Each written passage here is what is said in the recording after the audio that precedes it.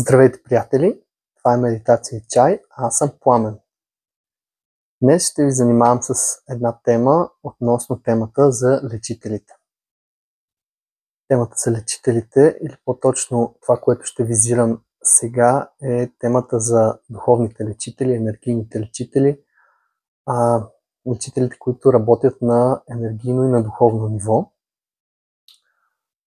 Разбира се, това включва и някои други групи лечители, но най-вече това визирам – енергийните духовни лечители и каква е тяхната роля всъщност в света. Правя това видео, тъй като то ми е много близко на сърцето на мене и понякога има едно такова питане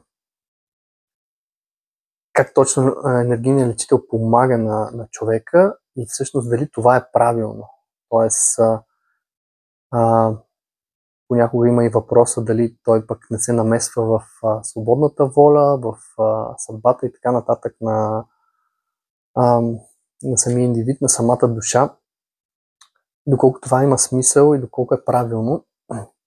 И сега искам да изброя няколко неща, които всъщност смятам, че са важни, за да стане ясно каква е ролята. Енергийният лечител се появява в нашия живот или в живота на човек по няколко причини. Една от причините е, когато това е част от пътя на душата. Друга причина е, когато душата е избрала твърде голяма карма, за да отработи на земята си. Друга е, когато трябва да активира нещо в определен момент на човека. Когато това е част от пътя на душата ни, това е ясно. Те може би покриват всичките следващи неща. Понякога душата си избрала такъв път, в който в един момент тя ще се срещне с един лечител, който ще й помогне да направи определени корекции или да направи завой в своята дотукашна еволюция и в това, което прави, за да може да открие нещо ново за нея и всъщност душата да може да се отключи нещо в нея. Друг фактор е когато, което според мен е доста голям момент, това е когато душата си избрала прекалено голяма карма, която да отработи, но не може да се справи. Тогава идва ролята на енергийния лечител, който помага на душата, чрез това той да помогне да уравновеси малко по тази карма, която носи, за да може тази душа да излезне от този момент на заклещване, така да се каже.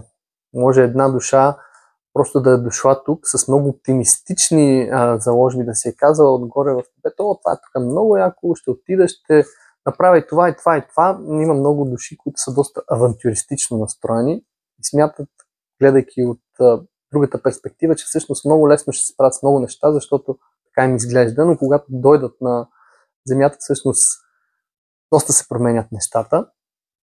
И в такъв аспект понякога енергийният лечител е този, който помага на една душа всъщност да си отработи поне някаква карма, която е дошла тук, тъй като понякога в голямия си оптимизъм и ентусиазъм душата избира твърде много карма и в един момент става заклещена във всичко това, което прави и се блокира.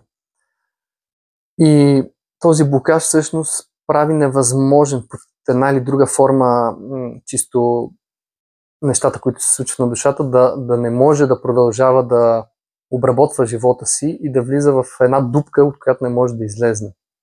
В този момент ние лечителите идваме, за да можем да махнем една част, така да се каже, от този товар, за да може душата да се върне в една по-активна форма, човека да излезне от определена дупка, в която той не е можел да свърши повече в живота си и се чувства заклещен. По този начин понякога се позволява да се отнеме една част от кармата, за да може останалата част от живота си, душата, да я премине и да вземе това, за което е дошла. Може би не всичко, но поне нещо, което може би ако не се случи това енергийно лечение, тя няма да може да вземе съвсем или ще пропадне още повече. Това е един много важен момент, в който един енергиен лечител може да помогне. И може би малко други варианти има чисто на духовно ниво, в които може да се помогне на една такава душа. И затова тогава е много ценен този момент. Друг момент е, в който душата има нужда, в момента в който срещне един лечител, той чрез канала, който има, чрез себе си, да предаде информация, енергия в енергийното поле на другата душа, така че да създаде нещо ново, някаква активация, някаква духовна промяна, нещо, което ще даде едно ново стъпало на душата и по такъв начин ще даде един ритник, ли как да го нарека, една засилка, с която душата да може да премине на едно следващо ниво. В определен начин, по който може би сама няма да може да го направи. Това често пъти се комбинира с това, ако този лечител е част от пътя на тази душа, разбира се, те да са се разбрали в един момент да дойде този момент, за да може да се свържат двете души и по този начин да се направи някаква инициация или активация на тази душа, в която тя да започне да променя духовната си насока към още по-добро. Друг вариант е просто това, както казах, да е част от пътя на душата, което не изключва и другото, която тя трябва да дойде и по такъв начин да отработи нещо в себе си или в кармата си. Така че това са едни от важните духовни моменти, в които енергийният лечител може да помогне на един човек и една душа в инкарнация, когато се наложи. Като цяло, освен това, когато говорим за чисто еволюционно духовно развитие и кармични процеси, енергийните лечители са хора, които могат да помагат като хора чисто практично в ежедневието, когато човек иска да се отпусне, когато човек иска да изчисти някаква ситуация в живота си, която постоянно се повтаря и той се чувства заклещен. Един енергиен лечител може да внесе такава енергия, в която да раздвижи нещо в човека, да отплете някой възел, който впоследствие да му даде осъзнаване или промяна в неговото ниво, в неговия живот. И също, разбира се, на чисто физическо ниво да лекува проблеми, болки и така нататък. Болести, неразположения и така нататък. Това са моментите, които ми се щеше, тъй като тази тема ми е много близка на мене, да кажа като това какво точно ние, енергийните лечители, можем да помогнем и защо в ежедневните неща можем да сме от полза чисто кондиционно, като за по-добро настроение, в по-добра форма да бъдем, да мислим по-добре, но същевременно и в гледната точка на това, всъщност това не е ли намеса в свободната воля на човека?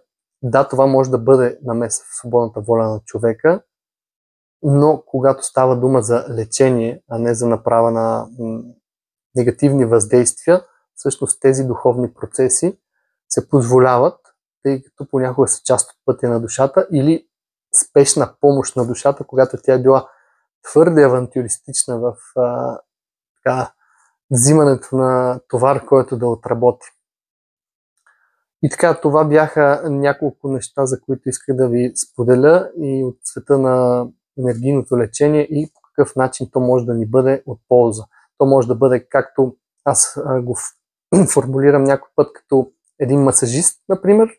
Отидеш един път на масаж, ще се почувстваш много добре, ще ти олекне, ще ти бъде хубаво, но ако ходиш по-често на масаж, ти може да си излекуваш някаква болешка, някакъв блокаж на физическо ниво, например. Така и с нас, енергийните лечители, работата е по сходен начин, но вече когато става въпрос на духовно ниво, говориме относно работа със свободна воля или не. Да, позитивният на лечителя, който работи със светлина и в позитивната полярност, той може да въздейства, когато това е дадено, когато е част от пътя на душата и когато е дадено, разбира се, на тази душа да срещне един такъв лечител, защото замислете се, не всеки отива за определени проблеми или не всеки е готов да направи такава стъпка, че да започне да работи на енергийно ниво с определен човек. Така че това беше една кратка информация, която исках да ви дам относно енергийното лечение. Надявам се тя да ви е била полезна. Харесвайте това видео, коментирайте. Ако имате въпроси, напишете ги и това ще ни помогне да стигнем до повече хора с сходни интереси. Благодаря ви. А пък ако искате да медитираме някой път заедно, елате на meditacija.org, където имаме редовни събития онлайн или присъствено. Благодаря ви и бъдете благословени!